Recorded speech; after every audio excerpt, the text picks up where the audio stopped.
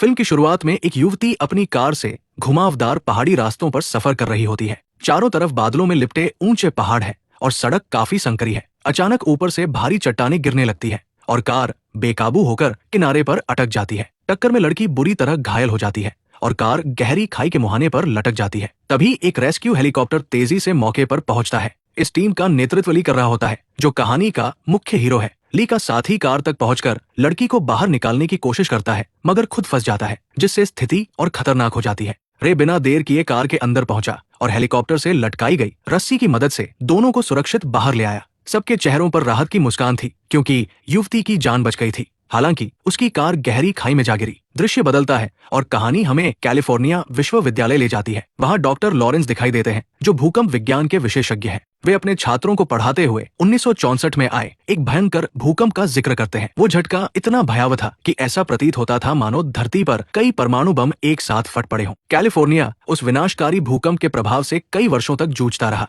Doctor Lawrence अपने छात्रों को समझाते हैं कि इतना भीषण झटका लगभग 150 साल में एक बार आता है। वे बताते हैं कि सैन एंड्रियास की फॉल्ट लाइन धरती की प्लेटों पर स्थित है, जिसकी वजह से ये इलाका सबसे संवेदनशील माना जाता है। कुछ समय बाद दृश्य बदलता है और लॉरेंस अपने ऑफिस में नजर आते हैं। तभी उनका एक सहयोगी घबराते हुए आता है और बताता है कि अभी कुछ क्षण पहले भूकंप दर्ज किया गया है। ये सुनते ही लॉरेंस फौरन काम पर लग जाते हैं और उसकी तीव्रता नापने की तैयारी करने लगते हैं। डॉक्टर लॉरेंस और उनके साथी एक विशाल बांध पर पहुंचते हैं, जहां उन्हें झटकों की तीव्रता दर्ज करनी थी। उपकरण से मापते समय अचानक स्क्रीन पर तरंगों का पैटर्न असामान्य होने लगता है। लहरों की गति इतनी बढ़ जाती है कि ये साफ हो जाता है कुछ बड़ा होने वाला है। इससे पहले कि वे कुछ समझ पाते, जमीन जोरदार तरीके से हिलने लगती है। दरअसल ये तरंगे भूकंप के आने का संकेत थी। माहौल अफरातफरी में बदल जाता है। लोग जान बचाने को इधर उधर भागने लगते हैं। लॉरेंस का साथी भी दौड़ पड़ता है। तभी उसकी नजर बांध पर फंसी एक लड़की पर जाती है। जैसे ही वे लड़की को निकालने की कोशिश करते हैं, तभी एक जबरदस्त आफ्टरशॉक सबको हिला देता है। साथ ही हिम्मत दिखाते हुए लड़की को डॉक्टर लॉरेंस के हवाले करता है, ताकि उसकी जान बचाई जा सके।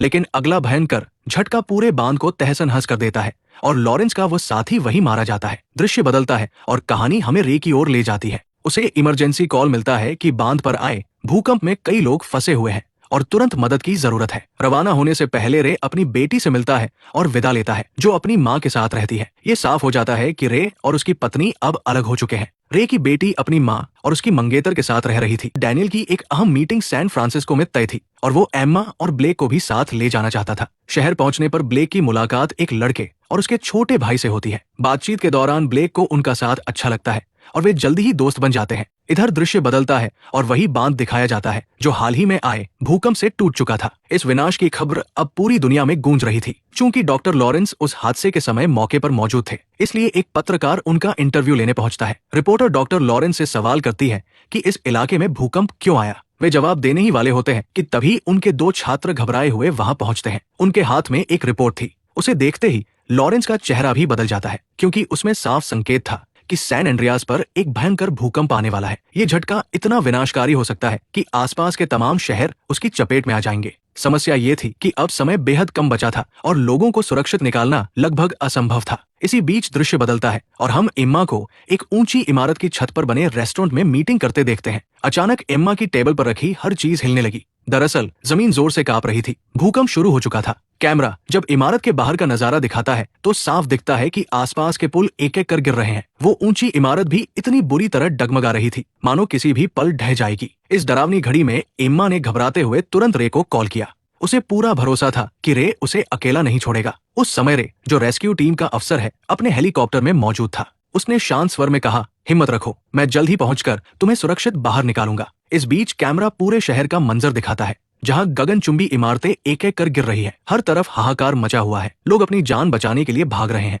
और चीखें गूंज रही है। एम्मा छत की ओर बढ़ना चाहती है, क्योंकि उसे यकीन है कि रे वही आकर उसे बचाएगा। लेकिन जैसे ही वो सीढ़ियों का दरवाजा खोलती है, सामने का नजारा उसे डरा देता है। इमारत का आधा हिस्सा ढह चुका था। लोग जान बचाने के लिए किनारों से लटक रहे थे और ऊपर से कई लोग नीचे गिर रहे थे, जैसे खिलौने बिखरते हों। एम्मा हिम्मत जुटाकर दूसरी ओर से छत तक पहुंच जाती है। तभी एक और जबरदस्त झटका पूरी छत को हिला देता है। जैसे ही एम्मा मलबे के नीचे दबने वाली थी, ठीक उसी समय रे अपने हेलीकॉप्टर के साथ वहां पहुंचता है। वो तुरंत उसकी ओर एक जाल फेंकता है और एम्मा पूरी ताकत से उसकी तरफ बढ़ती है। तभी पीछे से एक विशाल इमारत उसके ऊपर गिरने को होती है, मगर एम्मा सही वक्त पर जाल पकड़ लेती है और ऊपर चढ़ जाती है। चारों ओर अफरातफरी मची हुई थी। तभी एक और इमारत रे के हेलीकॉप्टर की ओर गिरती है, लेकिन रे समझदारी दिखाकर हेलीकॉप्टर झुका देता है और हादसे से बच जाता है। आखिरकार वो एम्मा को सुरक्षित निकाल लेता है, मगर ऊपर से नजर डालते हुए उसे साफ दिखता है कि पूरा शहर बुरी तरह तबाह हो चुका है।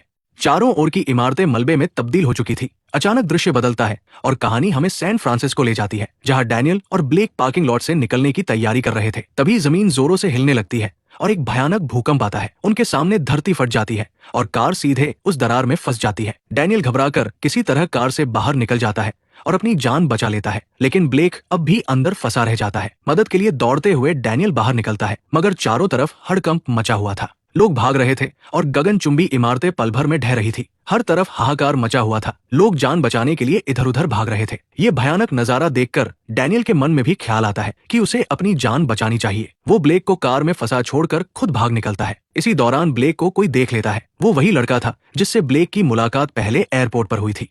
वो तुरंत उसे पहचान लेता है और अपने छोटे भाई के साथ मिलकर ब्लेक की मदद करता है। बड़ी मुश्किल से वे कार को गड्ढे से बाहर निकालते हैं और ब्लेक को सुरक्षित बाहर ले आते हैं। जब तीनों उस जगह से बाहर निकलते हैं तो शहर की तबाही देखकर उनके होश उड़ जाते हैं। काफी मुश्किल से ब्लेक एक ऐसी जगह पहुंचती है जहां उसे एक फोन मिलता है। वो तुरंत अपने पापा को कॉल करती है और रोते हुए कहती है, पापा कृपया मेरी मदद करो, यहाँ सब बर्बाद हो गया है। रे उसे दिलासा देते हुए कहते हैं, घबराओ मत, किसी ऊंची जगह पर चली जाओ, मैं जल्द ही तुम्हें लेने आ रहा हूँ।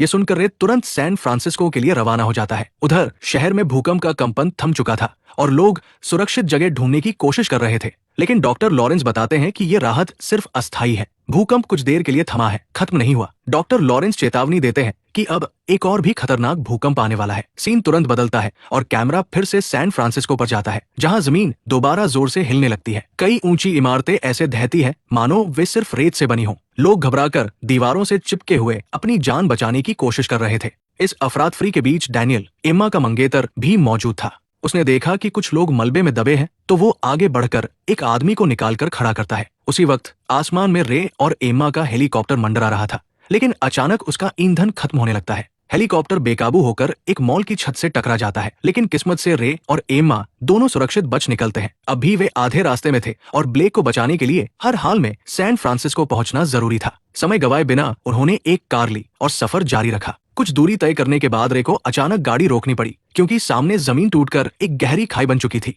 जब उन्होंने नीचे झांका तो सैकड़ों मीटर गहराई देखकर दहल गए। साफ था कि अगर कार आगे बढ़ी होती तो उनका बचना नामुमकिन था। अब इस रास्ते से जाना असंभव था, इसलिए उन्हें कोई और उपाय खोजना था। अचानक एक वृद्ध दंपत्ति कार से वहां आता है और रे से उनकी परेशानी पूछता है। रे उन्हें बताता है कि उसे किसी भी हालत में सैन फ्रांसिस्को पहुंचना है। तभी बूढ़ा व्यक्ति बताता है कि वो पहले पायलट रह चुका है और उसके पास अपनी निजी फ्लाइट है। हालात को देखते हुए वो रे को वो विमान सौंप देता है ताकि वो मदद कर सके। रे और एम्मा तुरंत उस प्लेन में सवार होते हैं और सैन फ्रांसिस्को की ओर उड़ान भरते हैं। शहर पहुंचने पर रे देखता है कि एयरपोर्ट पूरी तरह तबाह हो चुका है और उतरने की कोई जगह नहीं है। मजबूरी में वह एम्मा के साथ प्लेन से कूद जाता है और नीचे मौजूद स्टेडियम में पहुंचता है। वहीं वो ब्लेक से संपर्क कर कहता है, ब्लेक स्टेडियम आओ। ब्लेक स्टेडियम तक नहीं पहुंच पाई क्योंकि वो शहर के दूसरी तरफ था, लेकिन रे जानता था कि उसे कोई भी रास्ता निकालना होगा। वो बाहर निकलता है और समुद्र की ओर नजर डालता है। अचानक उसे एक आइडिया आता है कि समुद्र के रास्ते ब्लेक तक पहुंचना संभव है। दोनों तेजी से बढ़ते हैं। तभी देखते हैं कि आसमान में बादलों की भीषण कतारें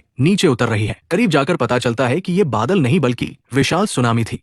सुनामी ने पहले ही सभी नावें बहा दी थी, लेकिन रे, जो अनुभवी बचाव अधिकारी था, जानता था कि इस खतरनाक स्थिति को कैसे संभालना है और तुरंत योजना बनाने लगता है। रे अपनी नाव तेज गति से चलाता है और लहरों के ऊपर से गुजरता है, लेकिन अचानक उसे सामने एक बड़ा जहाज दिखाई देता है जो उसकी नाव से टकराने वाला था। वो तुरंत नाव घुमाता है और जहाज की मार से बच जाता है, पर जहाज पर रखे भारी कंटेनर भी खतरनाक अंदाज में उनके रास्ते में थे। रे अपनी नाव सावधानी से मोड़ता है और कंटेनरों से बचते हुए आगे बढ़ता है। अंततः वे उस इलाके तक पहुंचते हैं जहां उनकी बेटी छिपी थी, लेकिन ब्लेक एक इमारत के भीतर थी और उसने अपने माता पिता को देखा, आवाज लगाई, पर खिड़की के शीशे के कारण उसकी आवाज तक रे और एम्मा तक नहीं पहुंच पाई। जब वे पीछे मुड़े तो एम्मा ने अपने हाथ पर एक हरी लेजर लाइट चमकती देखी। उन्होंने उसे फॉलो किया और अंततः ब्लेक को ढूंढ निकाला। ब्लेक को बचाने की कोशिश से पहले सुनामी की एक और भीषण लहर उस इमारत और उस मंजिल को तोड़ देती जहां ब्लेक फंसी थी। पूरा फ्लोर पानी में बह गया। रे बिना देर किए पानी में छलांग लगाता है ताकि अपनी बेटी को बचा सके। वही ब्लेक का साथी खिड़की तोड़ने की कोशिश कर रहा था,